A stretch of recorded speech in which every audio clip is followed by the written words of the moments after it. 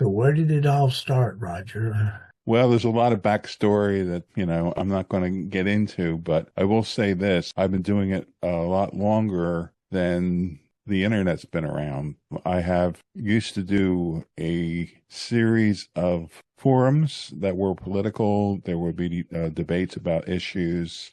Sometimes we'd have candidates. We called our group Democracy Unplugged because our aim was to be able to get people directly in touch with issues and candidates rather than have to go through the news media. So we wanted to have an unmediated type of experience that would engage people in the whole process. We did that for a couple of years, and then we kind of strayed off in our own direction. But it wasn't until, I guess, the internet I had done a lot of other stuff with communities and such prior to that, but that was the really practical experience. And the internet was around at that time. Of course, this was the early 2000s, but this type of platform wasn't really very well developed. I think Skype was around and maybe some others. Zoom, I don't know when they actually came into being, but it was, I guess, around 2010. I have no idea. I've never researched it. I never really used it that much in this kind of capacity. I know there's been social media, and a lot of the social media, you'd have people who would be broadcasting, and then other people would be following them, like TikTok or something like that.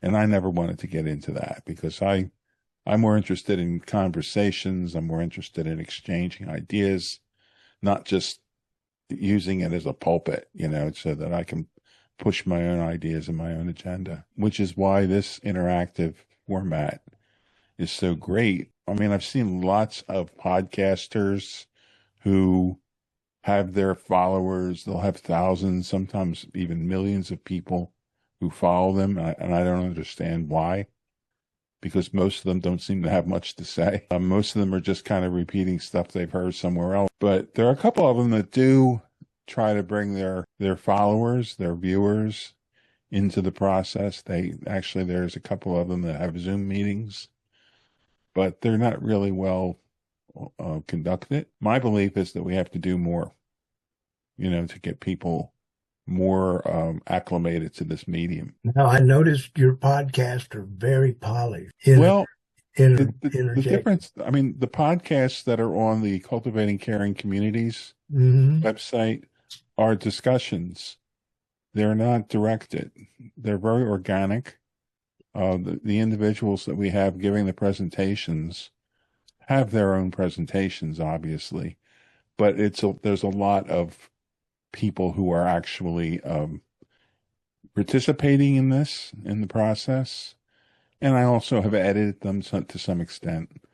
I mean, there's some dead areas, or there's some areas where things sort of veered off in a strange direction, or there was a technical glitch or something. So I was editing them, but most of them are very organic, and they're interactive, which is what I'm looking for.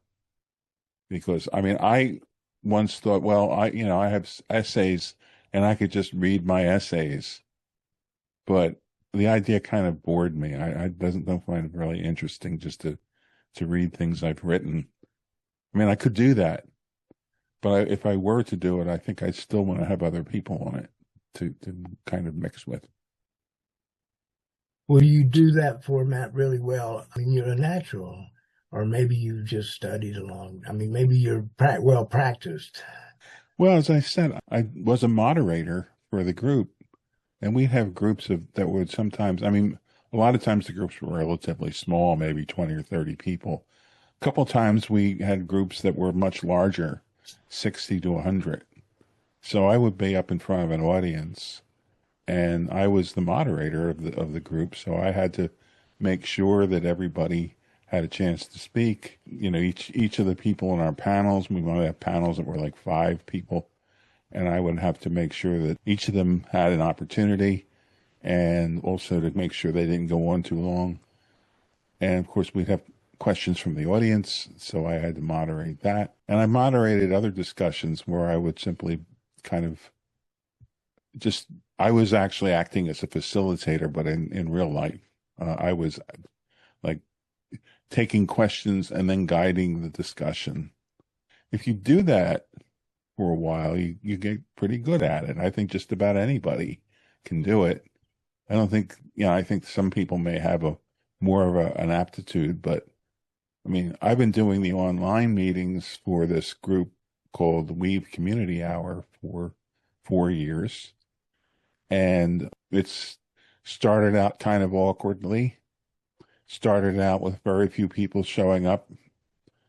But as I kept doing it week after week, we started building up a group. And that's what you have to do. You have to be patient. You can't think, oh, do it for 3 weeks and nobody's showing up, or, I'm not getting the kind of response. I'm just going to forget about it. You have to be willing to stay with it. And it pays off. I think it does. I mean, even if you just have one person, the group that we do Tuesday nights started out with one other person. He and I would just get together every week, most of the time, sometimes not, sometimes different nights of the week. And he and I talked about, well, how are we going to bring more people into this? Because he was searching for an intentional community.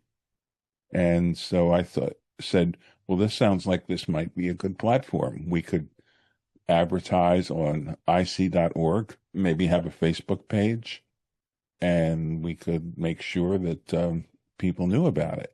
So he actually went out and put some stuff on the IC.org site, and I did some Facebook advertising. We'd have people show up for it, and maybe they'd come for a couple of weeks, and then they'd stop, and then we wouldn't see them again because it wasn't.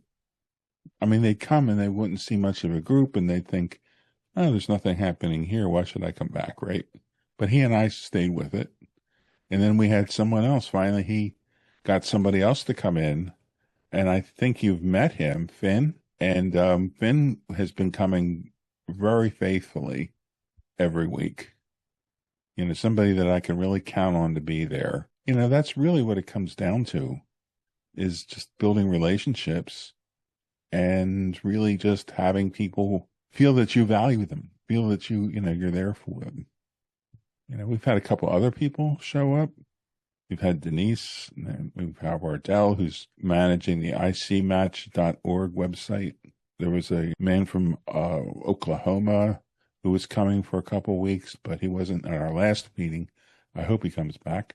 But we've had a couple people from California who came and then never came back. One from Oregon who came and never came back. A couple would come for a couple of weeks and never come back. So, you get used to that. You just get used to it. What is your hope? What is your goal in showing up every week and holding this space for people? Well, my goal is really, I mean, to put it really simply, just to connect people. But then that leads to the question, why? Why is it important that people are connected? Besides the fact that a lot of people want to be, besides the fact that a lot of people are lonely and feel isolated, and are looking for something more in their lives, I think our whole society benefits by having people being connected.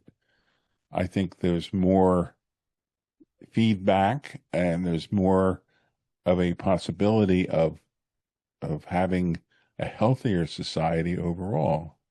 Each of us as individuals can pursue our own goals and our own health, and maybe, if we have enough money and we have enough resources, education, whatever, we can have these very small, quiet, private lives where we just do whatever we want to do within that sphere. But I don't think a lot of people are satisfied with that, and I don't think a lot of people can attain that. I don't think too many people have those resources to do that. So for me, it's not just my own satisfaction, but it's the satisfaction of the society at large, which is tied closely to my own satisfaction, right? I mean, I can't be happy in a society that's filled with a lot of unhappy people, because their unhappiness is going to impact me. So, I mean, from a expanded selfish perspective, it's in my interest to be surrounded by people who are happy, who have a good life. And that's basically what you're doing there is you're transforming selfishness into altruism. You're getting to a point where you understand that the only really truly satisfying life for me or for myself as an individual is if I can make sure that those around me also have a good life. And that is altruism, but it's also, I mean, it just blurs the line or it completely obliterates this question of selfishness or altruism because it's all the same one time. Well, no, I would say that, okay, so you have a difference between the realm of ideas and the realm of feelings, right? You know, how do you feel versus what do you think? And when you deal with issues, when you deal with your experiences and with other people in terms of ideas, you have to make sure that feelings are part of this whole equation, right? If I can use that term. You have to make sure that feelings are taken into consideration. So if I have a list of logical, practical suggestions for society, and people read that list and say, yeah, that makes sense. But how do you get from, yeah, that makes sense to actually doing it? See, there's the trick. And very few people want to talk about that because very few people know how. I have not seen too many examples of it. The ones that I have seen are usually almost accidental. They are organic. And I use that word, very often because I believe that organic means that it's something that's growing within you and it's something you're feeling and it's you're resonating with. And I think when the mind grabs onto a concept, it's presenting us with an opportunity to experience it on that organic level, but it doesn't mean that we will. And that's the essential problem because I see in so many different forums and discussion groups, people say, well, we ought to do this and we ought to do that. And we really should do this and we should do that. And if we can just do this, then everything will work. And it's like every time I see that, I have to say, well, how? How are you going to do it? Somebody will say something like, we need universal health care. I say, yeah, that would be nice. But how are you going to do it? Because you have forces that are lined up that are preventing that from happening. And how are you going to overcome that? Well, we'll just get people to vote the right people into office. How are you going to do that? Well, we'll tell them. Okay, we're going to knock on doors and say, you have to vote for this person. Well, a lot of people you're going to meet are going to be very skeptical and they're going to be very kind of hunkered down in their own lives. And they're not going to think about things in that broad sense about what's going to really change things. And so you're going to find a lot of people who are going to resist or people who will agree, but then what do I do from there? There was an old song, you probably remember it, maybe you don't, but it was called, it was done by a band called 10 Years After. And the line from the song was, I'd love to change the world, but I don't know what to do.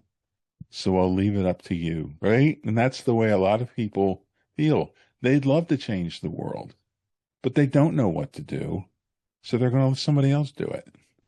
But we're all letting somebody else do it, and nobody is doing it. Right? But the beauty of what I've found in this new paradigm is that it's not changing the world, it's changing me. Yeah. And that changes the world. Yeah. Go around smiling all day and see if your world doesn't change. Because Well, it does. And I'm all for that because I believe that it's incremental. I believe that it's something that happens, through small acts, through small types of interactions that we have. Okay, I'll be honest with you, I don't get out much because there isn't really much to do. There's the places. I mean, I worked for a while, and so I had to go through that grind. Most of my work is done at home, And I do get out. I go to the grocery store. And when I'm in the grocery store, I experience pretty much what I've experienced most of my life. I find people who will, avert their eyes, or, not really want to engage. And sometimes I catch their eye. Sometimes I'm like a comment. And sometimes people are almost glad to have that opportunity to talk. Other times they're like, or they look at you like, what tree did you fall out of, right? So it's really a question of creating the right conditions so that we can have that resonance. And how do we do that, right? We First of all, we help people understand that if things aren't going well in their lives, maybe there has to be some kind of a change. And that change, as you said, is internal, right? Because they're waiting for the world to change, but they're not necessarily willing to change themselves. And it's not going to work like that. It's just like, a lot of the people that go to these intentional communities go to these places and, how willing are they to really change themselves in order to really um, fit in or experience a connection with the people who were there? How much are they willing to put aside themselves in order to have that experience? And I think that there's a lot of limits to that. There are people that really resist changing themselves. And I think mainly, I guess, because they're familiar with what they have and they're kind of afraid of the unknown. They're afraid of taking chances of going outside themselves or going outside, their familiar sphere, of experience. You just said it, it's not safe to go outside for some people, and they think that it's continuing to be that way. That's why it's important for us to be kind and nice so that people begin to understand that no, everybody's not bad. Everybody's not against me. Everybody's not fighting. And the more of us that have that sense of, it's like I'm I'm I'm here to be kind and giving. I just know it's going to change everything. Well, I agree with you. I absolutely do. I think the thing is, though, again, from the practical sphere, I mean, I can smile and I can be friendly and available, but if the fear that people have is so entrenched and so pervasive, then maybe all of my good feelings and all of my good expressions and kindness may be lost on them. They may not be able to really see it. Or they may see me smiling, or they may see me coming towards them and wanting to talk to them, and they'll be thinking, what's this guy want? What's he going to try to get? So what I'm saying is, yeah, I think the individual acts of kindness are absolutely essential. But I think one of the reasons that I'm doing the stuff that I'm doing is, first of all, to remind people about that. That's important. But also to give them the ability maybe to figure out ways to get past some of the defenses or to actually transcend the defenses. Well, you got into why you're doing this, and you're making a good point. And also, as far as when you're smiling and being happy, with some people, they're gonna take offense. They're gonna say, it ain't, you don't know my life. You don't Mm, understand me, buddy. You take that happy-go-lucky shit and go somewhere else because mm, I'm in pain. What I'm just flashing on is though we can still enjoy our path. It's like we can't change everybody else, but we can still have the comfort and camaraderie of the people we do find and build that. Building our friendship. I just met you and I felt this real a sense of, boy, I want to capture what that guy's got. And mm. Well, so I understand that. I appreciate that. I find that that's a high compliment. It really is.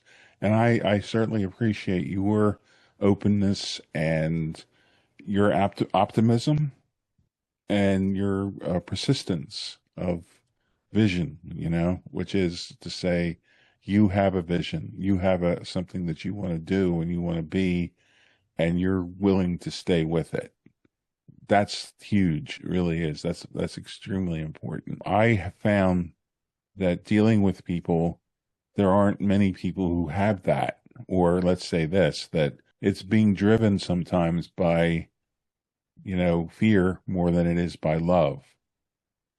And anything that's driven by fear is probably going to have a bad outcome. Just as you said a while ago, if you come up to someone and you're smiling, they may be offended because they may feel like you're taking their suffering lightly, and just like if I say to people, well, if you're just nice, then that's going to change the world, which I think it will over time.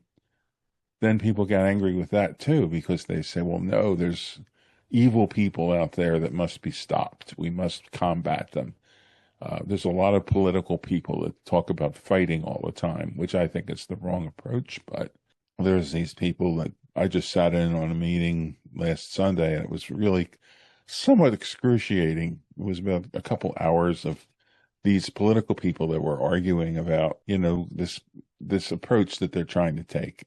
And, they go in circles. They don't really seem to ever accomplish much. But one of the things that I do, okay, which is really important, is that I come into these situations not as somebody that has the answer, but rather somebody who's learning.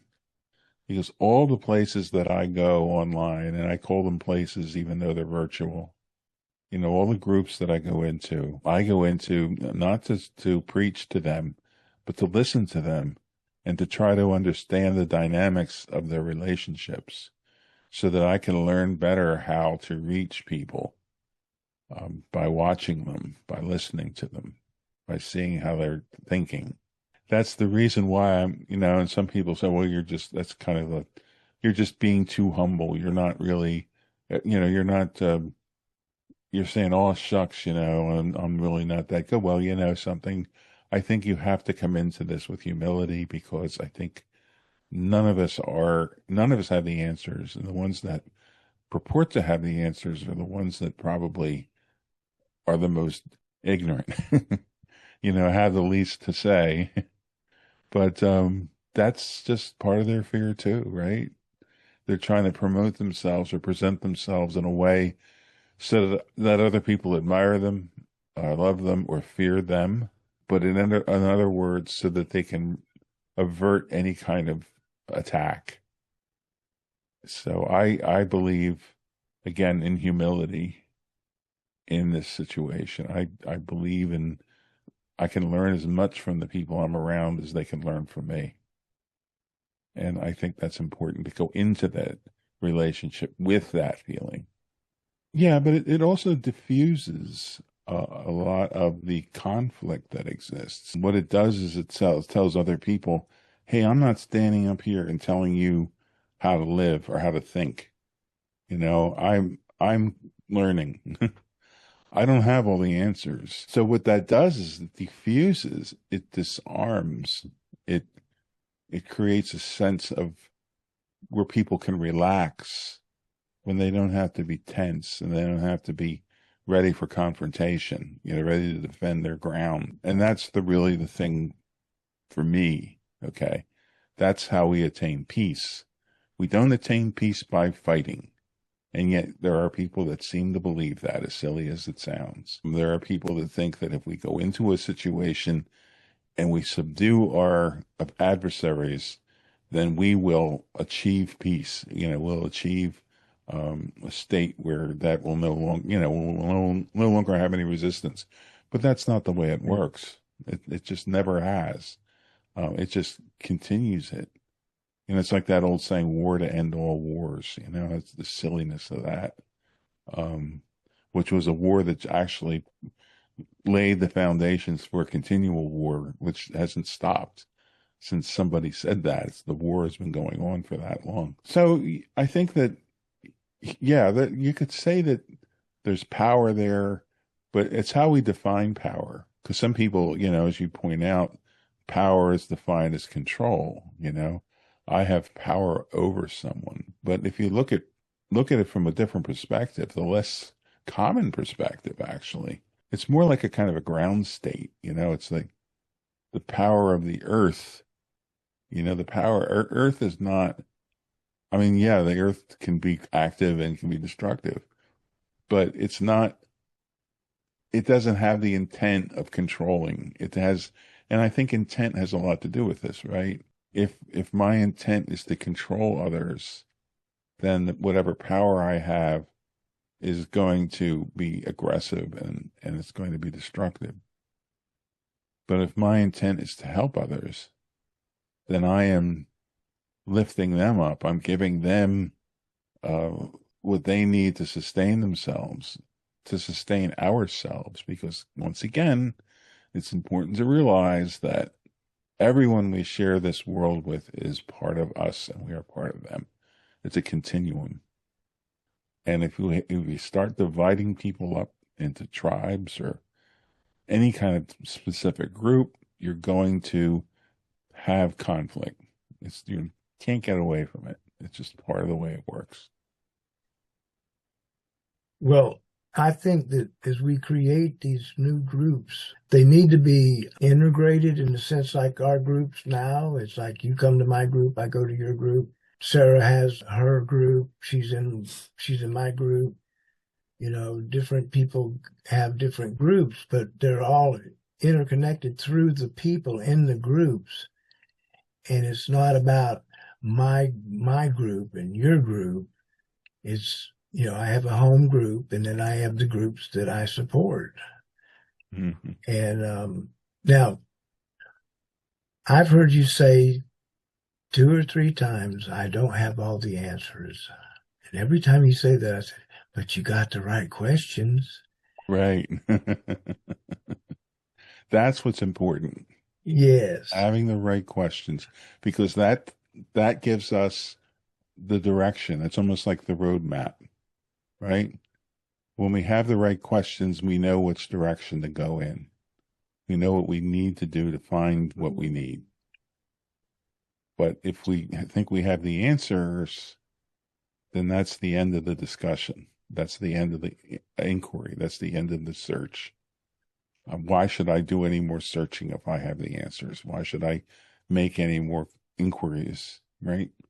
So I think that, yeah, that's a very good point. It really is. It's about the questions, and it's where the questions will lead us, because they're going to lead us not so much to specific and concrete answers, but they will lead us in the direction that we need to go, because there's no set place. I wrote an essay called The Road to Utopia, and the idea of that is that the utopia is actually the process of of moving towards the balance that so many people equate with paradise or heaven or whatever term they want to use.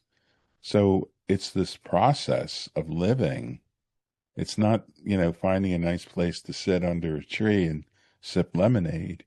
It's the process of living, because even after you think you've achieved everything that you need to achieve, there are still people suffering. There are still people that need help. And this is where a Buddhist concept, which I really think is terrific. I don't know if you've ever heard this, but have you ever heard the term bodhisattva? One of the aims of Buddhism, and the Buddhists out there will have to forgive me because I'm simplifying this tremendously, but one of the aims of Buddhism is to achieve enlightenment or nirvana, right? Is to get to a point where everything's just kind of perfect. You've liberated yourself from suffering. You've liberated yourself from endless rebirths into this realm of suffering. And now you finally made it. You were just like, you've got it. You have found your perfect little place to spend the eternity now. Well, the concept of the Bodhisattva is no. And what the Bodhisattva says is, as long as there's one conscious entity, as long as there's one blade of grass that is suffering, I cannot attain nirvana. I cannot attain that state of absolute bliss as long as there's suffering in the world. And that's what keeps you moving. is that understanding.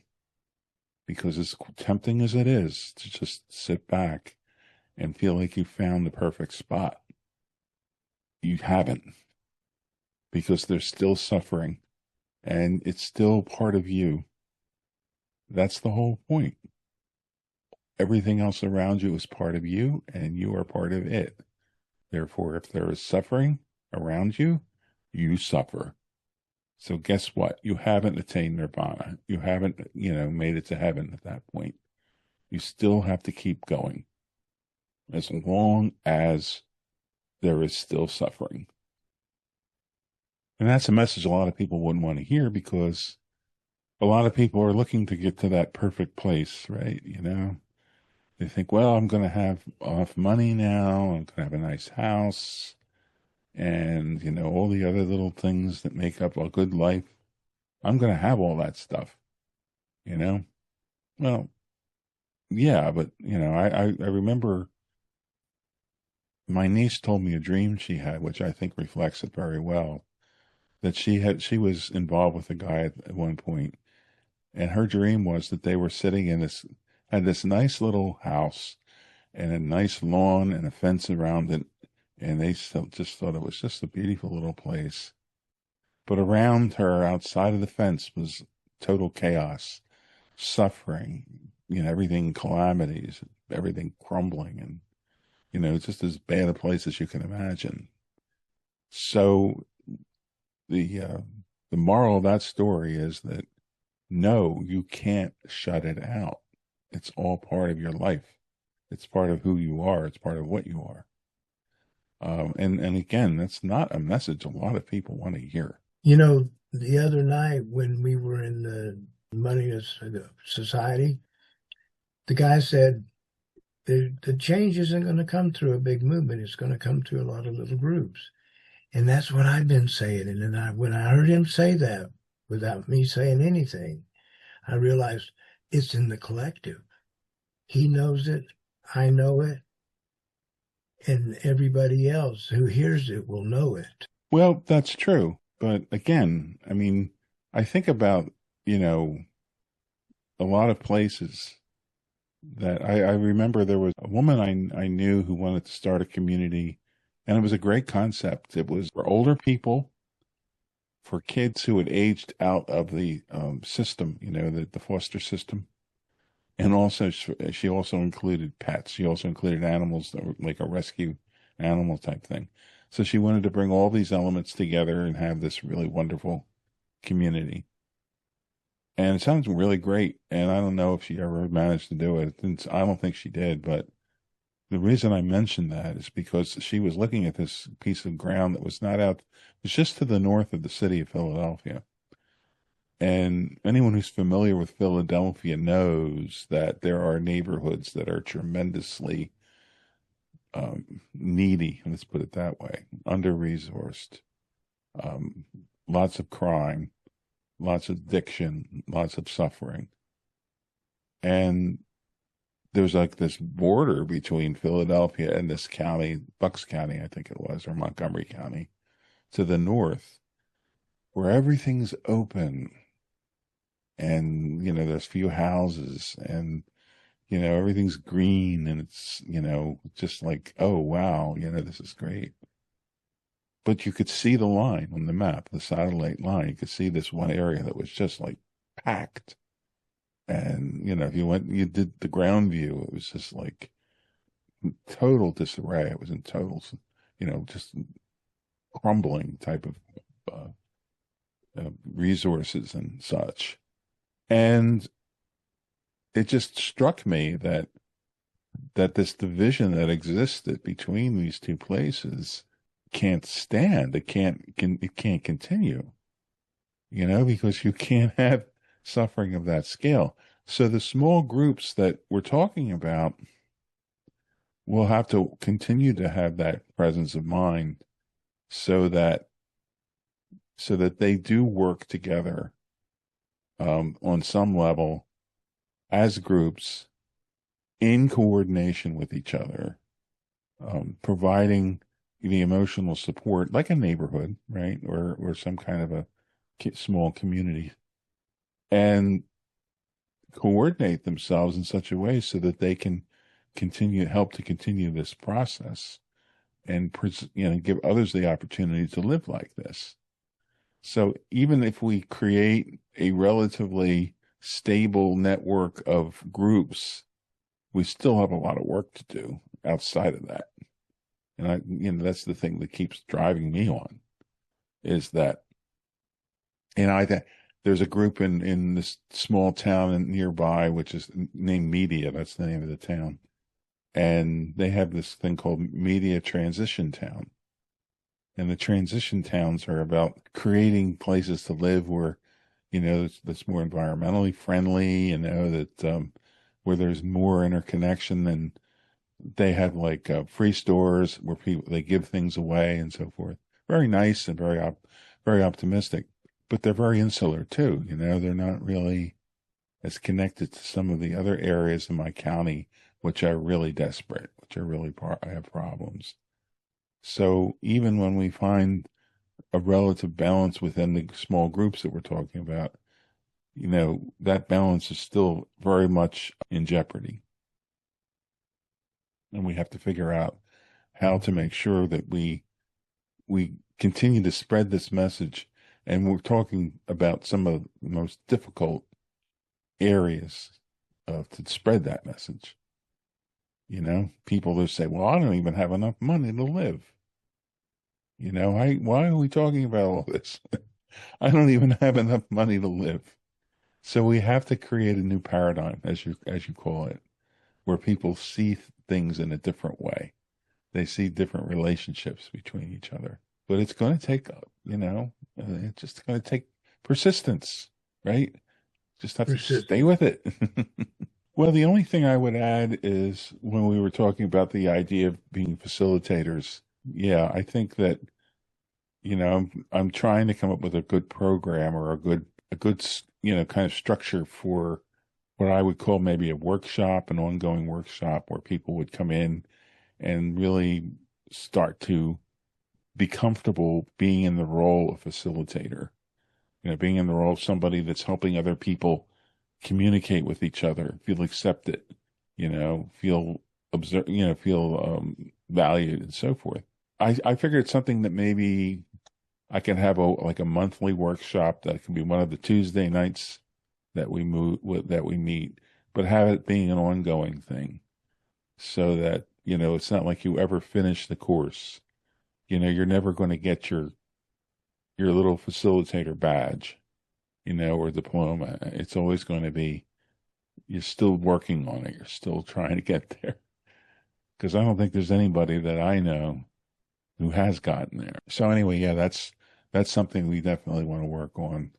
And I'm, still trying to envision how that's going to go. And I think when the group gets together next time, we're going to give it a lot more thought and discuss it a little more thoroughly. So.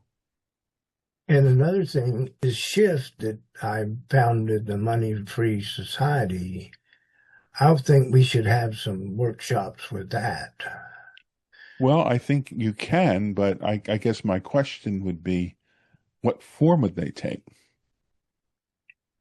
Well, I was thinking that it would have like a Zoom meeting.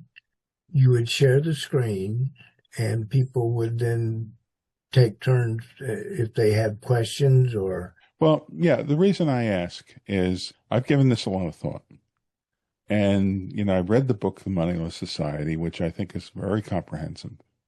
I give a lot of credit to the author of that book, Matthew Holden, I think his name is. Anyway, the basis of achieving that or moving towards it is understanding what money is and what it really represents.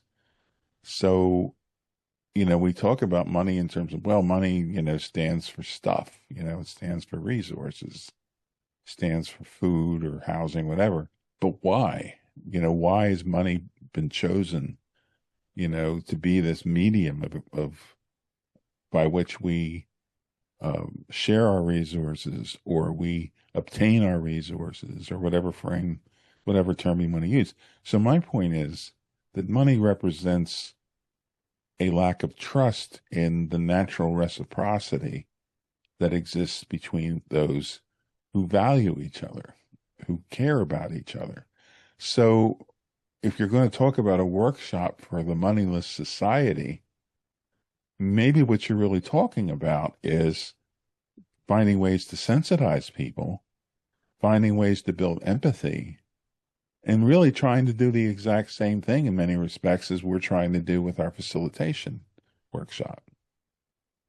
Get people to a point where they can bring comfort to people, that they can encourage people so that they can get past this fear of, an unfair reciprocity. In other words, well, so and so, you have just this big room full of food and somebody comes in and starts taking the food, and automatically somebody says, well, you didn't work for that. And say, we're going to need some proof that you've earned that food, and well, I was down there, and I was doing that work over there, and then they gave me these coins. So now I have these coins, and you can take those coins and you can go down there and get some work done. And so, you have this whole system where everything is kind of like interdependent, on the value of of money. Whereas if we have trust in each other and we have a sense of our connection with each other, then we're not going to be worrying about whether somebody has done enough work to merit getting fed or getting medicine or having housing. So my point is, the key to a moneyless society is creating trust, or nurturing trust. And how do you do that? Right? Yep.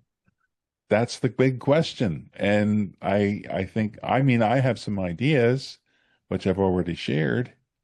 Um, Getting people to know each other better, spending more time together, communicating with each other, and beginning to learn, that there's an appreciation. If I care about what happens to you, then I'm not going to cheat you. I'm going to make sure you're well fed. I'm going to make sure that you're well housed. So that's why I use the word care, because that's why that's the very, very thing that glues us together, that keeps us connected, is the fact that we care about each other and we care about what happens to each other. And that takes us back to what I was saying about, you know, the Bodhisattva, and, all things are connected, and, all that stuff all fits together. So it comes back now to what you were saying about, how do you have a workshop for the moneyless society? How do you actually get people to that point where they can accept that? I have an answer, but you know, does everyone agree with it? That's the question. Do you know about nonviolent communication, Marshall Yeah, Rosenberg? I'm familiar with it. Yes. And he talks about a game that we would be playing called Natural Giving, but we've been taught a game called Who's Right. Mm. And in that game, there's all kinds of, blame. And it's a shift from fear and scarcity to trust and abundance. It's instead of fearing, I'm going to trust. I'm going to tell you, I was hitchhiking when I was a young man, and I was standing on the road with this girl, and it was rush hour traffic. There was no way that people were going to pull over. And I was thinking, boy, I could be afraid, or I could trust this process. And I chose trust, and within minutes, somebody pulled over, got over somehow, and got us, and took us a long way, and gave us all these goodies. So at a young age, I learned that you have a choice. You can fear it, or you can trust it. And it's going to respond to that. And fear is going to create fearful outcomes, and trust is going to create trusting outcomes. Was my experience. No, I think that's beautiful. I think it's true. I totally agree. But if you have people who are really radically untrusting, if I can use that Mm-hmm. term, then how do you reach them? You can only reach them over a period of time. and, of applying the lessons of caring and empathy. So I can feel trust and I can be a model or exemplar of trust so that other people see me doing that. And the first reaction some people are going to have is that guy's crazy. I mean, why is he giving stuff away? Why is he, trusting people who could take advantage of him? So there's going to be people who are so caught in the fear paradigm that they're not going to be able to really appreciate this. But so they're the people that you have to really, they're not the low hanging fruit. They're the people you really have to work on. They're the Mhm. people you really have to understand and figure out the process and really let things happen versus trying to force them. So, yeah, I think that I am totally behind the idea um, of trying to have some way to bring the concepts of the moneyless society to the fore and to give it the attention it deserves. But the essence of it is going to be emotionally based, which again, this is a nice little wraparound to the very beginning of the discussion when I started, which is the difference between thought, thinking, and feeling. So how do you can think something's true, but do you feel it's true? So that's where we're at. We have to figure out ways to actually reach people's feelings. And that's that's the challenge. They call it the 12-inch journey from your head to your heart. There you go. Thinking it is way different than feeling it. Hmm. And there's a felt sense of knowing in feelings. What's important is that we're making friends and we're walking the walk. We're doing what we say, and we're reaching out to each other, and we're having a conversation. And I'm I everything that I've said many times. So I mean, I have the whole pattern down. And right. there were certainly areas where I repeated myself. When you talk about friendship, that's the very basis. That's the feeling part. When you have a friend, when you know somebody, you feel you can trust that person. I think I mentioned to you the 40-hour rule that you to really get to a point where you feel connected to someone, you have to spend 40 hours with them. Some people it happens more quickly because they're just more conscious and more intentional. But that's a generalized rule. That even when you're working towards the goal, you can think, oh yeah, that person has the same goals that I do, but is your heart believing it? That the heart is, very skeptical in some ways, not going to just, go along with something until it's absolutely sure that it's true and dependable. So, yeah, I've really enjoyed talking, and we are going to be doing more of these kinds of things, like for our podcasts Right. on our evening gatherings on Tuesdays. I thank you for giving me Well, this time. And well, thank you for giving me the opportunity and also sharing your wisdom.